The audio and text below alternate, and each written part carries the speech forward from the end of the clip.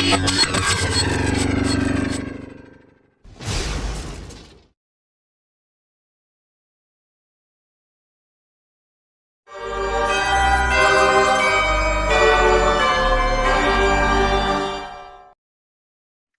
सुबह gun powder बिना काठी के पाया गया।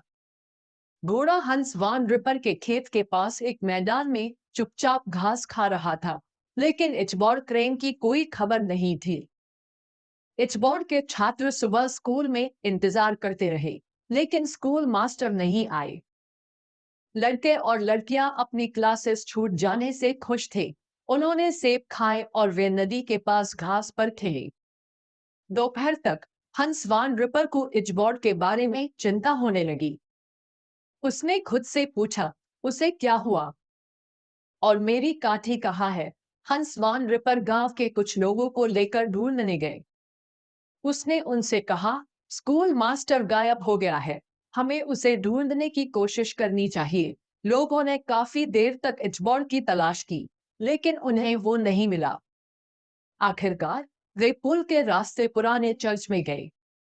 उन्हें सड़क पर कुछ निशान मिले। वे दो घोड़ों द्वारा बनाए गए निशान थे। निशान पुल के पार बने थे। फिर वे घास में गायब हो गए। एक आदमी ने अचानक कहा, वो देखो, वहां स्कूल मास्टर की टोपी है। इचबॉर्ड की टोपी पुल के पास सड़क पर थी। टोपी के बगल में एक बहुत बड़ा मुलायम कद्दू था। बड़ा, गोल और पीला, एक आदमी के सिर के आकार का। वो टूटा पड़ा था।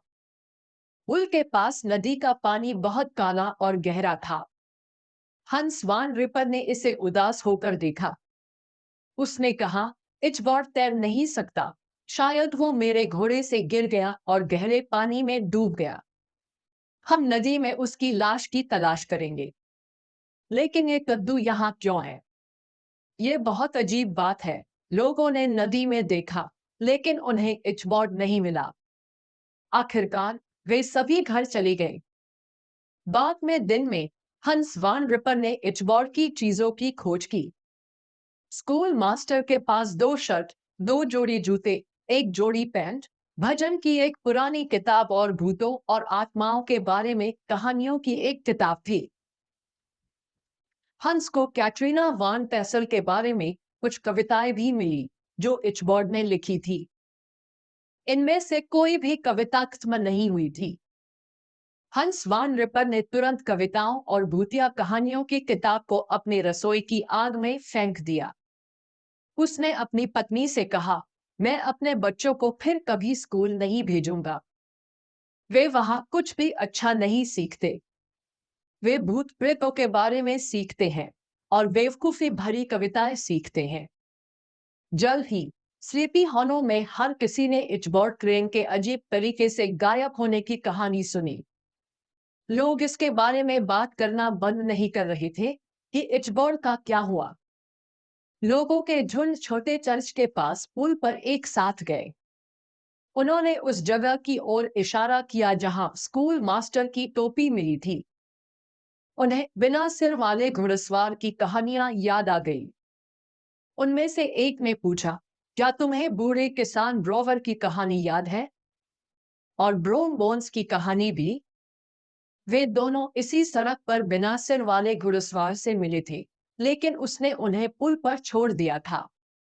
शायद इचबॉर्ड क्रेन भी घुड़सवार से मिला था। शायद घुड़सवार ने उसे पकड़ लिया और ले गया। इचबॉर्ड का कोई परिवार नहीं था और उस पर किसी का पैसा बकाया नहीं था। इसलिए स्लीपी हॉलो के लोग उसके बारे में जल्दी ही भूल गए। जल्द ही इचबॉर्ड की जगह लेने के लिए एक और शिक्षक आया। इचबॉर्ड क्रेन का असल में क्या हुआ? स्लीपी हॉलो की बूढ़ी औरत को मालूम है, ऐसा उसको यकीन था। वो अक्सर इचबॉर्ड की कहानी सुनाती थी जब वो ठंडी सर्दियों की शामों में आग के पास बैठती। उसने कहा, इचबॉर्ड क्रेन को हेडलेस हॉर्समैन ले गया।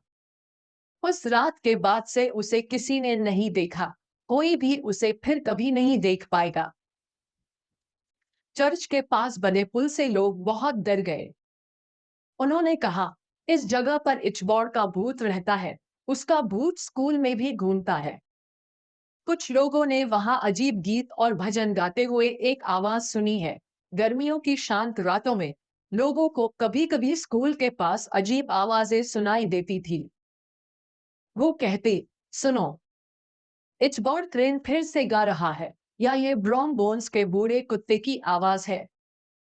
लेकिन इचबॉर्ड क्रेन के बारे में एक और कहानी थी। इचबॉर्ड के लापता होने के कई साल बाद स्लीपी हॉलो का एक किसान न्यूयॉर्क शहर गया। जब वो वापस आया तो एक बहुत ही अजीब खबर लेकर आया। किसान ने कहा, इचबॉर्ड क्रेन जिंदा है। मैंने उसे न्यूयॉर्क में देखा था।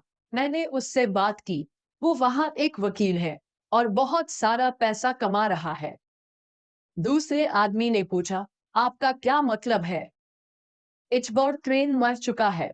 उसे बिना सिर वाला घुड़सवार ले गया था। किसान ने कहा, नहीं, उसने स्लीपी हॉलो को चुपचाप छोड़ दिया। उसने मुझे खुद ये बताया। वो बिना सिर वाले घुड़सवार से डरता था, और हान वान रिपर से भी, क्योंकि उसने हंस की सबसे अच्छी काठी खो दी थी। वो बहुत गुस्सा भी था, क्योंकि कैटरीना वैन टेसल ने उसके साथ बुरा बर्ताव किया था। इसलिए वो अब यहाँ नहीं रहना चाहता था।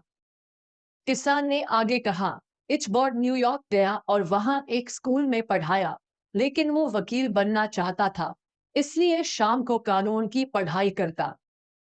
घाटी के लोगों ने एक दूसरे से पूछा, क्या इस आदमी की कहानी सच है? क्या इचबॉर्ड क्रेन असल में अभी भी जिंदा है? शायद उस कस्बे का बस एक ही आदमी इचबॉर्ड के बारे में सच्चाई जानता था।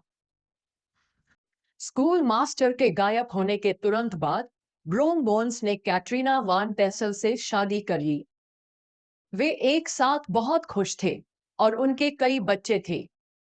जब भी लोग इचबॉर्ड क्रेन के बारे में बात करते थे, ब्रूम बोन्स हमेशा जोर से हंसता। जब किसी ने टूटे हुए कद्दू के बारे में बात की तो वो बड़े जोर से हंसता। कभी कभी ब्रोम के दोस्त उससे पार्टी की रात के बारे में पूछते थे। वो कहते, क्या तुम जानते हो कि स्कूल मास्टर के साथ असल में क्या हुआ था? पता हो तो बताओ। लेकिन ब्रोम और जोर से हंसता। क्या उसे पता था कि उस रात असल में क्या हुआ था?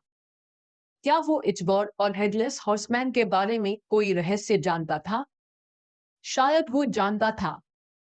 कहानी पसंद आई हो तो लाइक और शेयर कर दो। ऐसी ही बहुत सी कहानियों के लिए हमारे चैनल को सब्सक्राइब कर दो।